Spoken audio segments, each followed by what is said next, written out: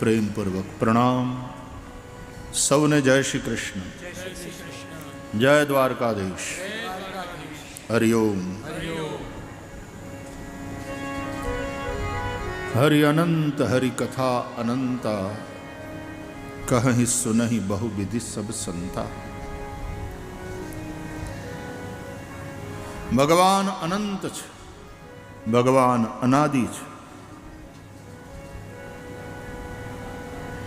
આપણા બધાનો આદિ એ ભગવાન. એટલા માટે આપણે એને જગત પિતા કહીએ છીએ. જ્ઞાનીઓ એને જગત કારણ કહે છે. પણ એનો કોઈ આદિ નથી.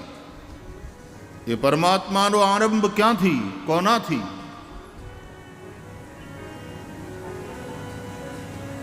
એનો જવાબ નથી. એ અનાદિ છે.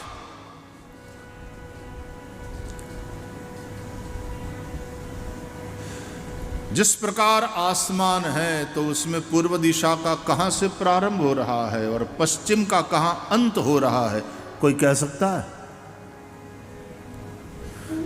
જેમ જેમ તમે પૂર્વ તરફ જાઓ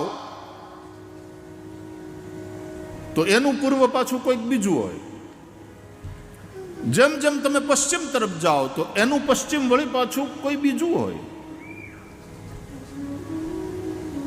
તો પૂર્વ, પશ્ચિમ, ઉત્તર, દક્ષિણ આવી દિશાઓ આપણે નક્કી કરી છે, પણ પૂર્વનો પ્રારંભ ક્યાં અને પશ્ચિમનો અંત ક્યાં એ કોઈ કહી શકશે? આકાશના ઓર છોર એની કંઈ આપણને ખબર નથી. આપણા વેદોમાં ખમ બ્રહ્મ એવું કહેવાયું છે. ખ એટલે આકાશ, ખગ એવો શબ્દ તમે સાંભળ્યો હશે. ખગ એટલે પક્ષી. ખે ગચ્છન્તિ ખગાહ. ખ એટલે આકાશ, એમાં ગચ્છન્તિ જાય, ઉડે, આકાશમાં ઉડે, માટે એને કહેવાય ખગ. સંસ્કૃતમાં દરેક શબ્દની વ્યુત્પત્તિ છે. કોઈ શબ્દ નિરર્થક નથી. અર્થ ન હોય તો એ શબ્દ નથી, ખાલી સાઉન્ડ છે. એ માત્ર ધ્વનિ છે. અને આપણે ત્યાં ધ્વનિ, સાઉન્ડ એટલે કે નાદ, એક જ ઓમ, પ્રણવ. ઓમકાર બિંદુ સંયુક્તમ નિત્યમ ધ્યાયંતિ યોગિનઃ કામદમ મોક્ષદમ ચૈવ ઓમકારાય નમો નમઃ. તસ્ય વાચક પ્રણવઃ. અને એ નાદ, એ પ્રણવનો નાદ એટલે કે ઓમકારનો નાદ એટલે કે પરમાત્મા. એટલા માટે આપણે ત્યાં હિન્દુ ધર્મ હોય, જૈન હોય, બૌદ્ધ હોય, શીખ હોય, ભારતની ધરતીમાંથી પ્રગટ થયેલા આ બધા જ ધર્મો ઓમકારને માને છે. જૈનિઝમમાં પણ ઓમકારનું મહત્વ છે. ઓમ નમો સિદ્ધાણમ, ઓમ નમો આયર્યાણમ. બુદ્ધિઝમમાં પણ ઓમકારનું મહત્વ છે. ઓમ મણિપદ્મે હુમ એવો મંત્ર. શીખ ધર્મમાં પણ ઓમકારનું મહત્વ છે. એક ઓંકાર સતનામ. અને આપણા હિન્દુ ધર્મમાં પણ, કારણ કે મૂળ સનાતન છે. સનાતન સૌનું મૂળ છે. અહીંયા ઓમકારનું મહત્વ છે. ઉપનિષદોમાં ઓમકારના વિશે વિસ્તારથી જાણવા મળે છે.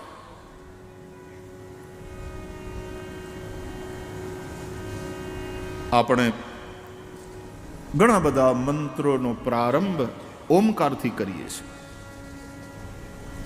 પ્રણવ લગાડીએ. ઓમ નમો ભગવતે વાસુદેવાય. ઓમ નમઃ શિવાય. ઓમ નમો નારાયણાય, ઓમ વિષ્ણવે નમઃ, આદિ આદિ આદિ. અમારે બ્રાહ્મણો વેદ ઘોષ કરે ને એટલે શરૂઆતમાં હરિ ઓમ. ઓમકારથી જ બધા વેદો, ઓમકારથી જ બધા મંત્રો, ઓમકારથી જ બધી ભાષાઓ, બધું જ ઓમકારથી થયું છે. ઓમકાર એ આદિનાદ છે. આકાશ તત્વ છે ને એનો ગુણ છે શબ્દ. આકાશવાણી એવો શબ્દ તમે સાંભળો છો. વાણી શબ્દ, એને આકાશને સંબંધ છે. આકાશનો ગુણ શબ્દ, વાયુનો ગુણ સ્પર્શ, તેજનો ગુણ રૂપ, જળનો ગુણ રસ, પૃથ્વીનો ગુણ ગંધ. આવી રીતે 5 મહાભૂતના 5 ગુણ કહ્યા છે.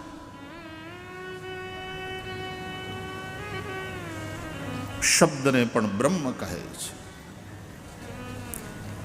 તો આકાશ ખમ બ્રહ્મ એ બ્રહ્મ છે. એનો આદિ નથી, એનો અંત નથી. જે કંઈ થાય છે બધું આકાશમાં થાય છે. પણ આકાશનો આરંભ ક્યાંથી, આકાશનો અંત ક્યાં, કોઈ ના કહી શકે.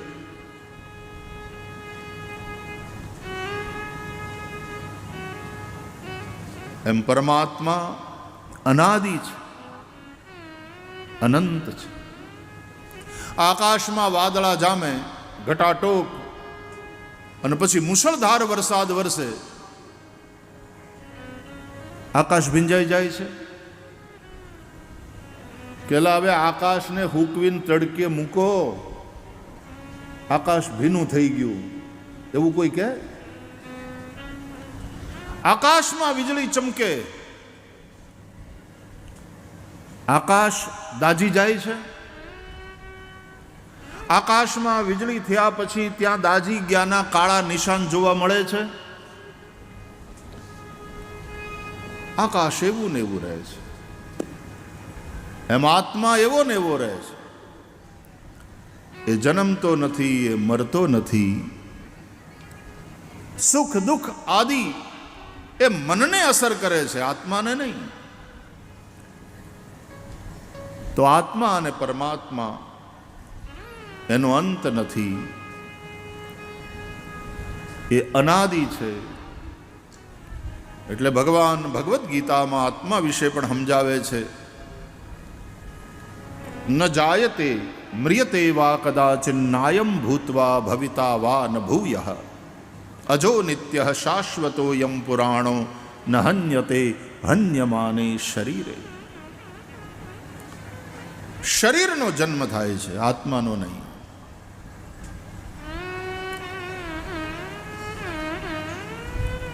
આ લાઈટ છે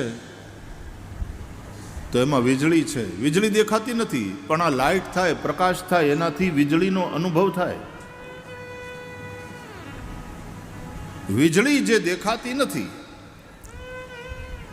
વાયર હોય ને એમાં કરંટ હોય, પણ વાયર દેખાય, કરંટ ન દેખાય.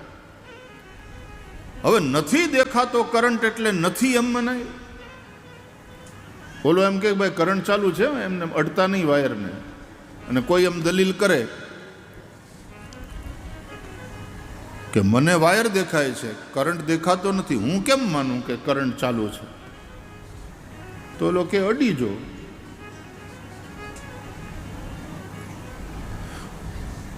આ ઇલેક્ટ્રિશિયન હોય ને તો એની પાસે ટેસ્ટર હોય, એટલે આમ થોડું લગાડે ને એટલે અહીં લાઈટ થાય નનકોડી એવી, એટલે સમજી જાય કે કરંટ ચાલુ છે. આ એની સાચી રીત છે કરંટ ચાલુ છે કે નહીં જાણવાની.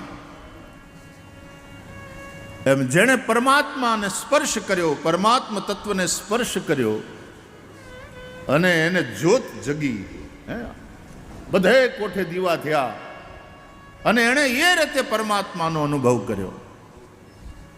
અને હિરણ્યકશિપુ ને એ બધા એ જીવતા વાયરને અડ્યા ખાતરી કરવા માટે, એમાં ગયા.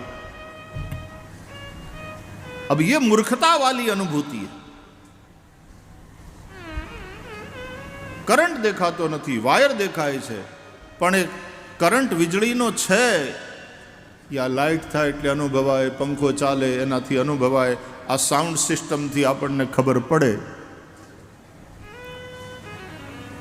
એમ પરમાત્મ તત્વ, આત્મ તત્વ, આત્મા દેખાતો નથી. ઓપરેશન કરે ડૉક્ટર ત્યારે આ એના ફેફસા, આ એનું હાર્ટ, આ એની કિડની, આ એનું લીવર, આ મોટું આંતરડું, આ નાનું આંતરડું, એમ શરીરની અંદરના બધાય ઓર્ગન્સ છે એ જોવે. ઓપરેશન કરવાનું હોય ત્યાં ઓપરેશન કરે, પણ ડૉક્ટરોએ એમ કીધું કોઈ દી ચીપિયાથી પકડીને કે આ એનો આત્મા, આ જોર્યો, આય પીડ્યો તો હૃદયમાં, લ્યો આત્માને કાઢીને થોડી વાર બહાર મૂકો. બેહોશ કરી શકાય, પણ આત્માને એ રીતે ચીપિયાથી પકડીને અલગ કરીને જોઈ શકાતો નથી. હવે ઇલેક્ટ્રિક કરંટ નો દેખાતો હોય પણ એ છે એનો આ રીતે અનુભવ થાય, પ્રકાશ દ્વારા, પવન દ્વારા, આ સાઉન્ડ દ્વારા. એ રીતે પરમાત્મા દેખાતા નથી પણ એનો અનુભવ થાય છે. અને એ પરમાત્મા શક્તિથી જ આખી સૃષ્ટિ ચાલે છે. એ નથી તો કંઈ નથી. પણ આ લાઇટ ઉડી જાય, બલ્બ ઉડી જાય એટલે વીજળી મરી ગઈ એમ કહેવાય. એમ શરીર ખતમ થઈ જાય એટલે આત્મા મરી ગયો એમ કહેવાય. ના, આત્મા જન્મતોય નથી ને આત્મા મરતોય નથી. આવું આપણા શાસ્ત્રોએ આ રીતે આપણને શીખવ્યું. શ્રુતિ એટલે કે વેદોની વાતોને યુક્તિથી, દ્રષ્ટાંત દ્વારા સમજાવ્યું છે આપણા ઋષિઓએ. શ્રુતિ, યુક્તિ અને અનુભૂતિ, આ ત્રણ વસ્તુ છે. શ્રુતિ એટલે વેદોની વાતોને યુક્તિ દ્વારા સમજાવી અને સદગુરુ શિષ્યને અનુભૂતિ કરાવે છે. યાત્રા અનુભૂતિની છે. ભગવાન અનુભવનો વિષય છે. અનુભવ ગમ્ય ભજહી જેહી સંતા. ભગવાન વાણીનો વિષય નથી, પણ છતાંય તે સદગુરુ, છતાંય તે આપણા ઋષિઓ વાણી દ્વારા ઈશારા કરી કરીને સમજાવવાની કોશિશ કરે છે.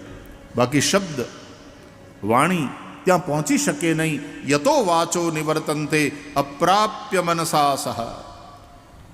વાણી ત્યાંથી પાછી વળી જાય. આપણા વડીલો કહે છે 52ની બારો છે. જે 52ની અંદર હોય ને એને બોલીને બતાવી શકાય, પણ જે 52ની બારો હોય એટલે ઈ બોલી શકાય એમ નથી, એના વિશે બોલી શકાય. આ જે કંઈ બોલાય છે વ્યાસપીઠો ઉપરથી એ એના વિશે બોલાય છે, પરમાત્મા વિશે બોલાય છે. પરમાત્મા બોલી શકાય એવું છે નહીં, એ વાણીનો વિષય નથી. તો એ જે અનાદિ છે, એ જે અનંત છે, એવા પરમાત્માની કથા પણ અનંત છે. હરિ અનંત હરિ કથા અનંતા, કહી સુનહી બહુવિધિ સબ સંતા. આવી એક કથા એટલે શ્રીમદ ભાગવતની કથા. ભગવાન વેદ વ્યાસે એની રચના કરી. રચના કર્યા પછી પોતાના પુત્ર શુકદેવને ભાગવત ભણાવ્યું. શુકદેવજીએ ગંગા કિનારે અનશન વ્રત લઈ બેઠેલા રાજા પરીક્ષિતને સંભળાવ્યું. એ વખતે ત્યાં બીજા પણ ઘણા લોકો બેઠા હતા. શુકદેવજી અને પરીક્ષિત રાજાનો સંવાદ એ બધાએ સાંભળ્યો. એમાં સુત પુરાણી પણ હતા. એમણે આ ઘટનાના સાક્ષી બન્યા છે, એણે આ કથા સાંભળી છે. અને તેથી સુત મહારાજ નૈમિષારણ્યમાં હવે શુકદેવજી અને રાજા પરીક્ષિતનો એ સંવાદ સંભળાવે.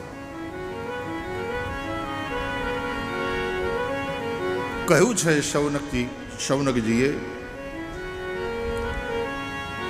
સૂત સૂત સુત મહાભાગ વદનો વદતાંબર કથામ ભાગવતીમ પુણ્યામ યદા ભગવાન છુક. હે મહાભાગ્યશાળી સુત પુરાણી, જે કથા સુખદેવજીએ રાજા પરીક્ષિતને સંભળાવી એ તમે અમને સંભળાવો. આ કથાની રચના વ્યાસજીએ કરી, બરાબર. ક્યારે કરી, ક્યાં કરી, કયા પ્રયોજનથી કરી, કોની પ્રેરણાથી કરી? ભાગવત વિશે આ 4 પ્રશ્ન કર્યા અને ત્યારે સુત મહારાજે કહ્યું, ભાગવતની રચના વ્યાસ ભગવાને કરી. વ્યાસ ભગવાનનો આશ્રમ બદ્રિકાશ્રમની એ ભૂમિમાં સરસ્વતી નદીના કિનારે શમ્યાપ્રાસ નામનો એમનો આશ્રમ. વેદને વ્યવસ્થિત કર્યા, વેદની પરંપરા ચાલે માટેની વ્યવસ્થા કરી, ઇતિહાસ અને પુરાણ રચ્યા વ્યાસજીએ. છતાંય વ્યાસજીને સંતોષ થયો નહીં. અશાંત વેદ વ્યાસજી પોતાના આશ્રમમાં બેઠા હતા. એમાં વ્યાસજીના આશ્રમમાં દેવર્ષિ નારદ પધાર્યા. જો વ્યાસજી પણ ભગવાનનો અવતાર છે 24 અવતારમાં, અને નારદજી પણ ભગવાનનો અવતાર છે. એક અવતાર મૂંઝાયેલો, બીજો અવતાર એનું માર્ગદર્શન કરે. આવું હા, જેમ રામાવતારમાં રામે અવતાર છે અને રામે શિવધનુ ભંગ કર્યો, પછી પરશુરામ આવ્યા. પરશુરામ પણ અવતાર છે. તો પણ એક હારે કેટલા અવતારો હોય? અરે એક હારે બે અવતાર, બે હું અસંખ્ય અવતાર એક સાથે હોય. હકીકતમાં આ બધું જે કંઈ છે એ બધું ભગવાનનું જ રૂપ છે ને. એટલા માટે નરસિંહો ગાય છે, ચિત્ત ચૈતન્ય વિલાસ તદરૂપ છે, બ્રહ્મ લટકા કરે બ્રહ્મ સામે. આ તો બ્રહ્મનું લટકું છે બ્રહ્મની સામે.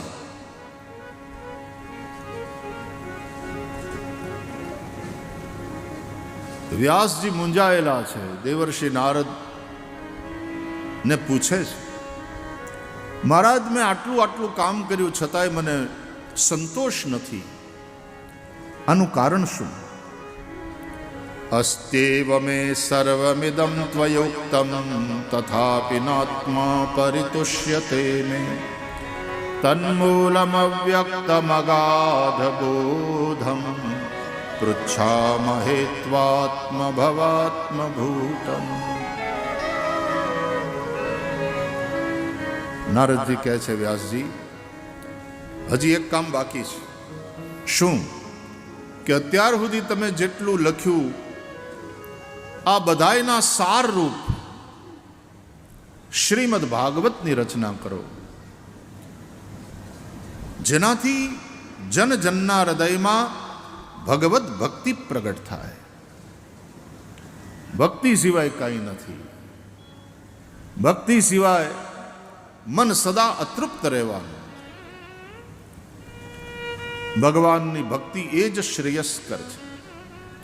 અને એમાં આગળ તો કળયુગ આવે છે. વ્યાસજી, કળયુગની અંદર લોકોને જ્ઞાન અને વૈરાગ્યની વાતો પચશે નહીં, રૂચશે પણ નહીં, અને રૂચશે જચશે તો પચશે નહીં. એટલે ભક્તિને કેન્દ્રમાં રાખીને તમે ભાગવતની રચના કરો. આવું કહી દેવર્ષિ નારદે પોતાના પૂર્વજન્મની કથા સંભળાવી કે હું પૂર્વજન્મમાં દાસીનો દીકરો હતો, મને સંતોનો સત્સંગ થયો, મેં ભગવાનની ભક્તિ કરી અને એટલા માટે મારું એ શરીર છૂટ્યું. એ પછી હું બ્રહ્માના પુત્ર રૂપે પ્રગટ થયો, દેવર્ષિ નારદ કહેવાયો.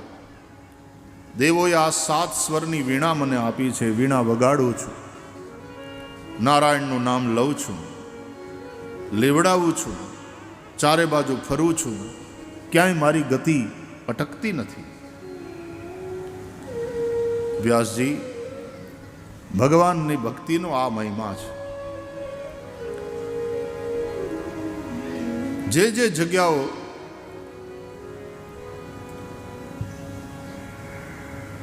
આ નગાલખા બાપાની જગ્યા મહિમા એને કારણે એમાં ઉર્જા કઈ ભક્તિની, ઠાકર મહારાજનું ભજન, ઠાકર મહારાજની અંદરનો ભરોસો.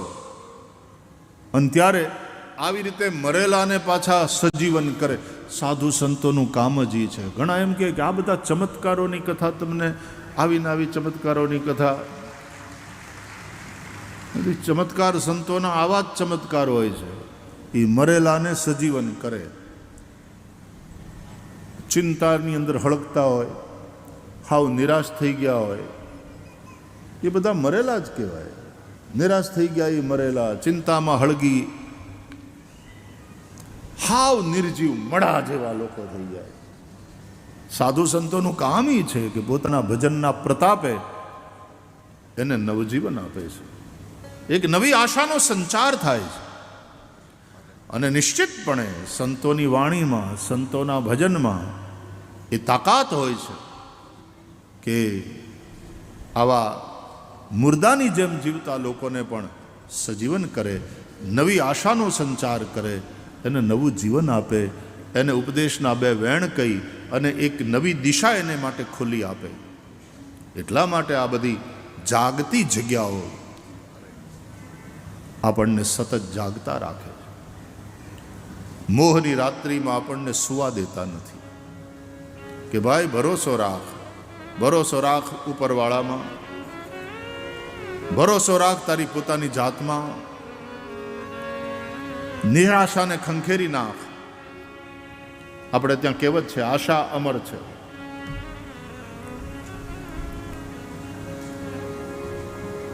સાધુ સંતોનું કામ આ શ્રદ્ધા બલવતી કરવાનું,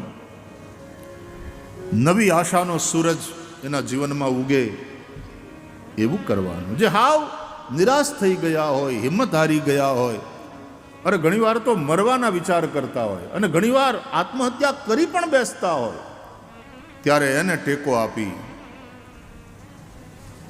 ઠાકર ધણીની અંદર ભરોસો મજબૂત એનો કરી આશીર્વાદ આપી પાછા એ સાધુ સંતો પ્રાર્થના કરે એના માટે પરમાત્માને.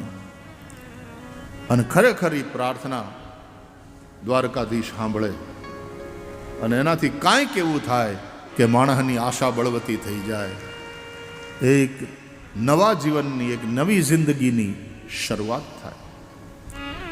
એટલે સાધુ સંતોનું કામ મળદા બેઠા કરવાનું જ છે.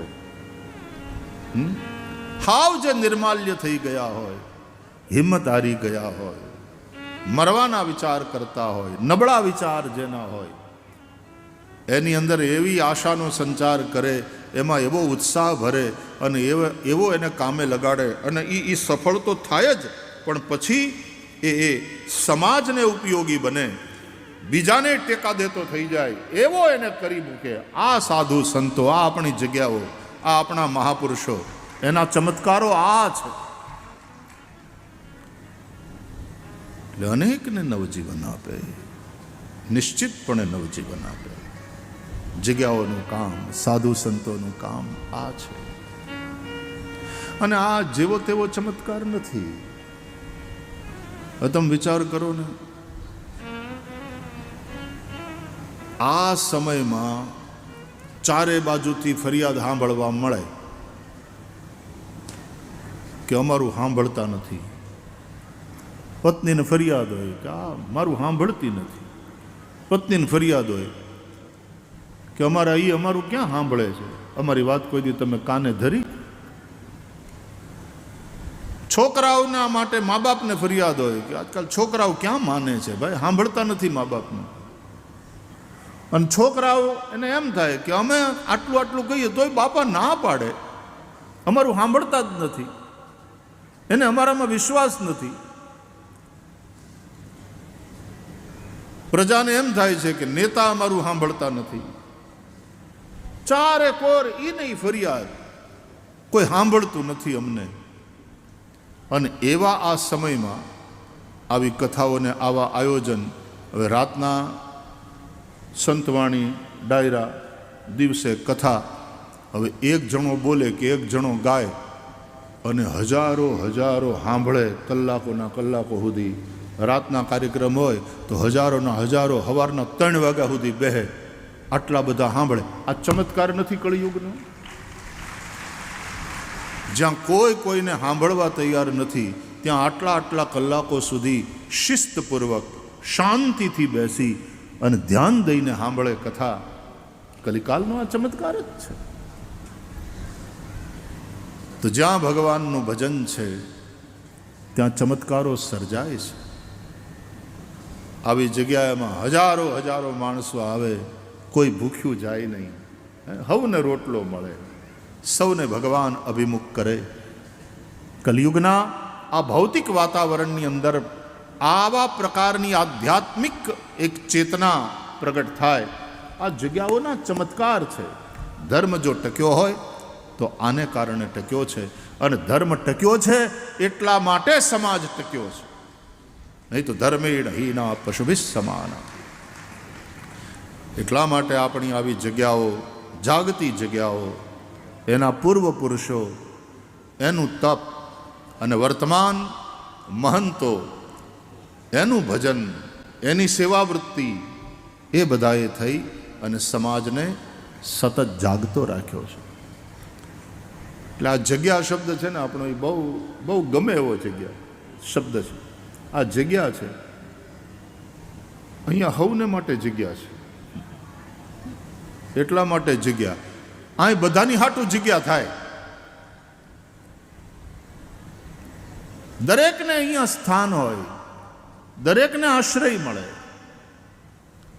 સૌની જગ્યા હોય. શ્રીમંત હોય કે ગરીબ હોય, ભણેલો ગણેલો અને મૂંઝાયેલો હોય, એને આશ્વાસન મળે, નવી એક ઉર્જા મળે. અને જે ભણ્યા ગણ્યા ન હોય અને એની તો શ્રદ્ધા પછી વધારે મજબૂત હોય. ભણેલા બહુ હોય ને એની પાસે તર્ક હોય, પણ જે ભણ્યા હોય ઓછું એની પાસે શ્રદ્ધા બહુ મજબૂત હોય, એનું કામ વહેલું થાય. આ તો ભરોસાની વાત છે વાલા. તારો રે ભરોસો અમને ભારી, એવો ગર્વો દાતાર ગિરનારી બાબો ગિરનારી. ઊંચો છે ગર્વો દાતાર, નીચો જમી અલશા દાતાર. એ વચમાં છે ભવેસર ભારી, એવો ગર્વો દાતાર ગિરનારી બાબો ગિરનારી. ભરોસો ઈ જ ભજન, દ્રઢ વિશ્વાસ.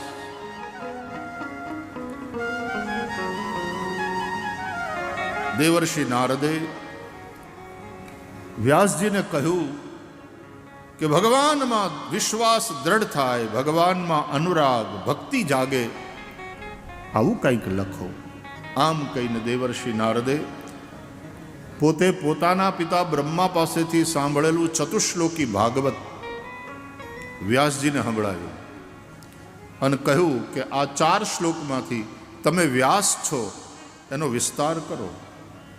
વ્યાસ એટલે જે વિસ્તાર કરે, વિસ્તારથી સમજાવે. દેવર્ષિ નારદ આટલું કહીને ગયા. ચતુશ્લોકી ભાગવતનો ઉપદેશ કર્યો છે.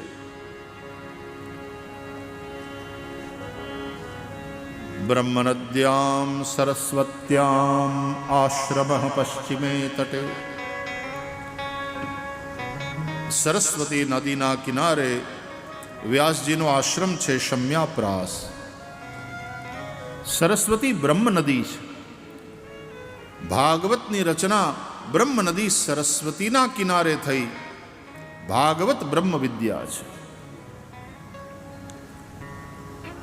પોતાના આશ્રમમાં આસન લગાવી આચમન પ્રાણાયામ કરી વ્યાસજીએ પરબ્રહ્મ પરમાત્માનું ધ્યાન કર્યું. જે અનુભવ થયો ભક્તિયુક્ત મનથી, એ અનુભવને વ્યાસજીએ 4 શ્લોકનો વિસ્તાર કરી 18,000 શ્લોકમાં એ અનુભવને કહ્યો કે લખ્યો. એ 18,000 શ્લોકને 335 અધ્યાયમાં વહેંચ્યા. એ 335 અધ્યાયને 12 સ્કંધમાં ગોઠવ્યા. એટલે આ 12 સ્કંધનું ભાગવત પુરાણ તૈયાર થયું.